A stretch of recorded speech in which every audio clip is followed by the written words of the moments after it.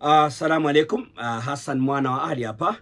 Habari kubwa za spoti leo hii naangalia chini makusudi, manake ni pigo. Wakati Arsenal sasa inapata nguvu na uhai, amerudi Bukayo, alifunga dhidi ya Fulham, ni Gabriel Magalhaes kuzipata habari kwamba atakuwa nje msimu. Jeraha, naona mchezo dhidi ya Everton Jumamosi, alafu Real Madrid, kwa hiyo ni pigo. Lakini ninamfurahi sana na stakabadhi hapa.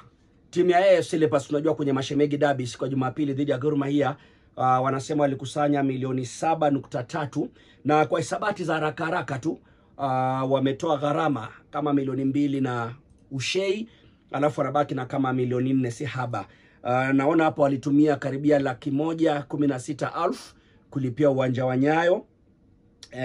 Nimeona gari la kocha shilingi 8,000, sijui alikuwa anatoka wapi mpaka wapi. Alafu mafuta ya gari lile basi, nafikiri ingwe kuja uwanjani mechi hiyo shilingi 15,000. Kambini walitumia karibu 196,000. Anayerekodi hii video ni bwana Majali ana mahaba na Ingwe, kwa hiyo naona uso kidogo anauvuta ni kama karamba ndimu. Alafu wameita media hype, uliona jamaa influencers wale wanasema 97,000.